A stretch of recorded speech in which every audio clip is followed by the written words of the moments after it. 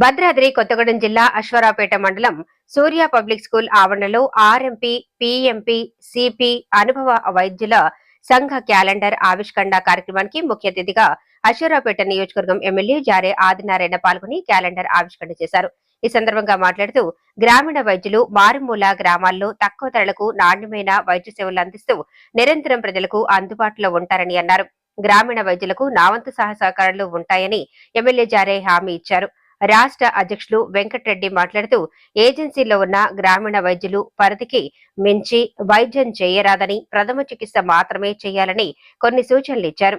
ఈ కార్యక్రమంలో Congress party senior నాయకులు జూపల్లి రమేష్, గ్రామీణ వైద్యులు కొమరయ్య, భద్రాద్రి కొత్తగూడెం జిల్లా అధ్యక్షులు జగదీష్, జి నరసింహారావు, డి లక్ష్మణరావు తదితర గ్రామీణ వైద్యులు పాల్గొన్నారు.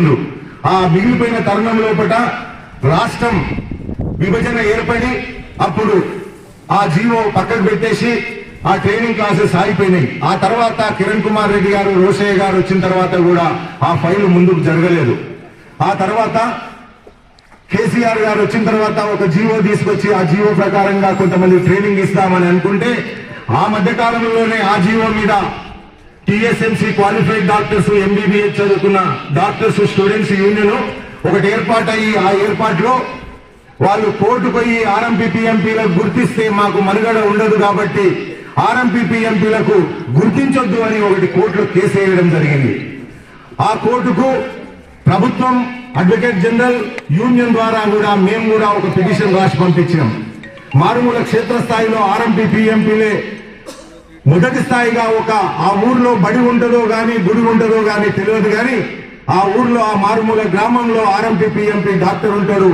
ఆ డాక్టరే ఆ ప్రజలకు, అక్కడున్న రోగులందరికీ దేవుడుగా అక్కడ కొలుస్తారు. కాబట్టి క్షేత్రస్థాయిలో ఆర్ఎంపీ, పీఎంపీలు ఖచ్చితంగా అవసరం. ప్రజాప్రతినిధులు గారు మరియు ఎమ్మెల్యే గారు అసెంబ్లీ సమావేశంలో మరియు ఒకసారి మంత్రి గారు, ఆరోగ్య శాఖ మంత్రి గారితో, అదేవిధంగా ముఖ్యమంత్రి గారితో మీరు కూడా మా లెవెల్లో మేము ఇప్పటికీ 119 మంది ఎమ్మెల్యేల 74 మంది ఎమ్మెల్యేలకు కలిసి వినతి పత్రం ఇచ్చినాం సార్. మీకు కూడా అతి తొందరలో ఈ అశ్వారావుపేట మండలి తరఫున అందరిని తీసుకొని వచ్చి మీకు కూడా ఒక లెటర్ ఇవ్వడం జరుగుతుంది. మాకున్న సమస్యలన్నీ ఇక నేను మీకు టైం లేదు కాబట్టి మీరు ఇంత టైం తీసుకొని వచ్చినందుకు మీకు ప్రత్యేకమైన ధన్యవాదాలు, శిరస్సు నమస్కారాలు తెలియజేసుకుంటూ ఇప్పుడు మరి రమేష్ గారు మీకు అండదండగా ఉంటాడు. సమస్యలలో అన్నిట్లల్లా మీకు అండగా ఉంటాడు. కాకపోతే అద్దు మీద వైద్యం చేయకుండా ప్రాథమిక చికిత్స వరకు వైద్యం చేసి మీ లోబడి మీరు చేసి పేద ప్రజలకు, రోగులకు సహాయం చేయాలని చెప్పి తక్కువ ఖర్చులతోటి వైద్య సేవలు అందించాలని కోరుకుంటూ ఇప్పుడు రమేష్ గారు కూడా వాళ్ళ అమూల్యమైన సందేశం ఇచ్చి ఎమ్మెల్యే గారికి ఇంకా వేరే ప్రోగ్రామ్స్ ఉన్నాయి కాబట్టి దయచేసి ఆ తర్వాత ఎమ్మెల్యే గారు మీకు అమూల్యమైన సందేశం ఇస్తారని కోరుతున్నాను. Thank you. అయితే అన్నా థ్యాంక్ యూ అన్న. అయితే ఇప్పుడు ఎమ్మెల్యే గారు మీ సమస్యల గురించి, పరిష్కారం గురించి, నేను చెప్పిన విషయం గురించి ఒక్కసారి క్షుణ్ణంగా వివరిస్తారని చెప్పి తమ ద్వారా కోరుకుంటున్నా. Thank you sir. Thank you sir. ఆరోగ్యమే మహాభాగ్యం అన్నారు.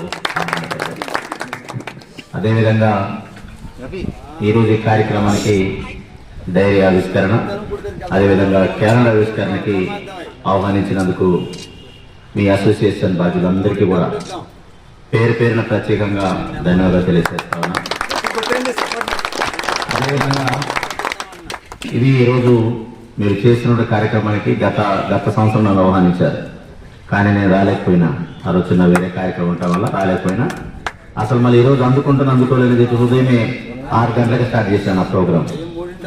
12, 12:30, 1 గంట మధ్యలో మీ దగ్గరికి నేను ఉంటాను సార్ అని చెప్పేసి మన సత్యనారాయణ గారికి చెప్పడం. ఎందుకంటే ఈరోజు సుమారు ఇది 17వ కార్యక్రమం. నేను ఉదయం 6 గంటలు వేసిన తర్వాత ఆనపల్లికి వెళ్ళాను, చంద్రగొండ వెళ్ళాను, అట్టనే జోడుపాడు వెళ్ళాను, మళ్ళీ సత్తుపల్లి వెళ్ళాను, మళ్ళీ దంపేటలో ఒక 2 విలేజ్ వేసాను. మళ్ళీ ఇక్కడ ఇది 2వ కార్యక్రమం మన దగ్గర రావటం. ఇంకా 6 కార్యక్రమాలు ఉన్నాయి. అది 2 గంటల్లోపు క్లోజ్ చేయాలా. మళ్ళీ సాయంత్రం నాకు రోజు ప్రోగ్రాం ఉంది. కానీ ఎందుకో మీ ఆత్మీయ అనురాగాలు నా జీవితంలో నన్ను కలిసి వెలిసినటువంటి సందర్భాలు చూసిన. యాజ్గా నేను వార్డెన్గా పనిచేస్తుంటే, టీచర్గా సున్నంపేటలో పనిచేస్తున్నప్పుడు డాక్టర్ అక్కడ బాబా గారు కూడా కొత్త ప్రజెక్ట్ ఉన్నారు. అక్కడ అదేవిధంగా నాని అని ఒకతను కూడా నాకు మామూలుగా కూడా ఉండే. నేను అక్కడ హాస్టల్లో ఉన్నప్పుడు ఏదైనా బాధ కలిగినప్పుడు కానీ విద్యార్థులకు ఏదైనా అనిపించినప్పుడు కానీ ఒక్క ఫోన్ మిస్ కాల్తోనే వచ్చి విద్యార్థులకు వాలిపోయి ట్రీట్మెంట్ చేసేవాళ్ళు. అది ఆర్ఎంపీగా గొప్ప అరుదైన అవకాశం. మీరు అనుకుంటారు ఇప్పుడు అన్న వెంకటేశ్వర చెప్పినట్టుగా అటు కొంతవరకే పరిమితం చేయాలని నియమ నిబంధనలతో మీరు పాటిస్తూనే నేను దాన్ని దాటి చేయాలి వద్దని మీరు నిర్ణయిస్తారు. కానీ ఏదైతే ప్రథమ చికిత్స చేయాల్సిన బాధ్యత మీరే తీసుకుంటారు. గ్రామంలో ఏదైనా అత్యవసర పరిస్థితులు ఉన్నప్పుడు నాకు కూడా ఏదైనా మా ఫ్యామిలీ కూడా మొత్తం కూడా ఆరోగ్య డాక్టర్ చూస్తారు. ఇప్పుడు ఇంకా ఎక్కువ ఏదైనా ఐస్టెంట్ ట్రీట్మెంట్ అయితేనే తప్ప ఇంకంతవరకు వెళ్ళాలి. ఇంతవరకు మేము ఇక్కడ వరకే అవుతున్నాం. ఇంతవరకు భవిష్యత్తులో అలాగే. కానీ ఒక నమ్మకం, గ్రామంలో ఒక ఆర్ఎంపీ డాక్టర్ ఉన్నారంటే ఒక నమ్మకం, వారే దేవుడుగా భావిస్తారు. అత్యవసర పరిస్థితిలో ఏ సమయ సందర్భంలో అయినా ఏదైనా అత్యవసర సీరియస్గా ఉన్నా కూడా మొదట గుర్తొచ్చి ఆర్ఎంపీ డాక్టర్ గుర్తుకొస్తారు. మా గ్రామంలో పరిధిలో 6 ఉన్నారు. 6 కూడా ఆయా శాఖల్లో పనిచేస్తూ ఉంటారు. ఏదైనా అత్యవసర పరిస్థితున్నప్పుడు ఎవరికొకరు కాల్ చేస్తాం, వారు వచ్చి మా దగ్గరకు చూసి వెళ్తూ ఉంటారు. అంటే దగ్గరకుండి ప్రజలకి గ్రామీణ ప్రాంతంలో గ్రామీణ వైద్యం అందుబాటులో బాధ్యత మీరే తీసుకుంటారు. అది చాలా అదృష్టవంతులు భావిస్తాను. అది చాలా మంది తక్కువగా అవకాశం దొరుకుతుంది. సరే ఎంబీబీఎస్ చేస్తే ఒక లెక్క, లేకపోతే ఎంఎస్ చేస్తే ఒక లెక్క, ఒక ఆర్ఎంపీ చేస్తే ఒక లెక్క అనేది గవర్నమెంట్ నియమ నిబంధనలతో మీరు ఉంటారు. దాంతోపాటు కానీ ప్రథమ చికిత్స అనేది మీ చేతనే గ్రామంలో ప్రారంభమవుతుంది. ఏజెన్సీ గ్రామీణ ప్రాంతాల్లో మీ యొక్క సర్వీస్ అనలేనిది నేను మాత్రం చూడగలిగిన. ఎందుకంటే ఎక్కడ చూసినా ఉదయం 6 గంటలు వేస్తారు, నైట్ 10-12 గంటల వరకు మీరే నిర్విరామంగా ప్రజల మధ్య ఉంటారు. ఏదైనా అత్యవసరం ఉన్నప్పుడు ఖమ్మం కానీ, సత్తుపల్లి కానీ, అటు కొత్తగూడెం కానీ, హైదరాబాద్ వరకు కూడా మీరే తోడుకొని తీసుకెళ్లే సందర్భం చాలా మంది. నాకు సుమారు ఈ నియోజకవర్గ వ్యాప్తంగా చాలా మంది ఆర్ఎంపీ డాక్టర్ టచ్లో ఉన్నారు. ఏదైనా పేషెంట్ని హైదరాబాద్ తీసుకెళ్ళేటప్పుడు నాకు కాల్ చేస్తారు. సార్ ఒక పేషెంట్ని తీసుకెళ్తా ఉన్నా, ఇలా పలానా జబ్బు ఉందని చెప్తారు. నాకున్న పరిధిలో నేను వారికి చెప్తా ఉంటా.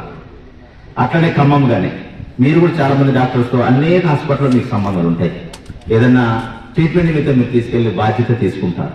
అంటే అంత సాటిస్ఫై చేసేటటువంటి గొప్ప మనసున్నవారు మీరు. అది డబ్బుతో కాదు, మానవత విలువను కాపాడుకునే చేసే ప్రయత్నం మీరు చేస్తారు. వస్తుంది. కానీ ఏదైతే తోడుకొని తీసుకెళ్లి ఆ పేషెంట్ దగ్గరను చూసే బాధ్యత మీరు తీసుకుంటే ఏదైతే ఉందో అది జీవితంలో ఒక్కసారి రావడం అనేది మీరు అదృష్టంగా, మీరు చేస్తున్న వృత్తి కూడా చాలా అంకితంగా ఉంటుంది. సరే మీరు చెప్పినట్టుగా నా వంతు బాధ్యతగా ఒక ఎమ్మెల్యేగా నన్ను రిఫరల్ చేసింది. ఏదైనా నా వంతు అవకాశం వచ్చేటప్పుడు ఖచ్చితంగా నేను ప్రభుత్వం దృష్టికి తీసుకెళ్తాను. ఎందుకంటే మిమ్మల్ని నేను చదివిన, మీ ఆలహ్యాలను చూసిన, మీరు ప్రజల్లో మమేకమవుతున్నటువంటి సందర్భాలు చూసిన, కన్ను తెరిస్తే అబ్బా అన్నప్పుడు నేనున్న బిడ్డ అని ఆశీర్వదించే గుడిని చూసిన ఆ సందర్భం వచ్చిన తర్వాత మీ తరపున మాట్లాడడానికి నేను ముందుంటానని చెప్పేసి కోరుతా ఉన్నా. అంటే నియమ నిబంధనలు పాటిస్తూ దానిలోకి అనుగుణంగా మీకు ఇచ్చేటటువంటి అవకాశాలు ప్రభుత్వం ఇలా ఉంటే బాగుంటుందని చెప్పే బాధ్యతలు నేను కూడా మీ తరపున బాధ్యత తీసుకుంటానని కూడా తెలియజేస్తా ఉన్నా.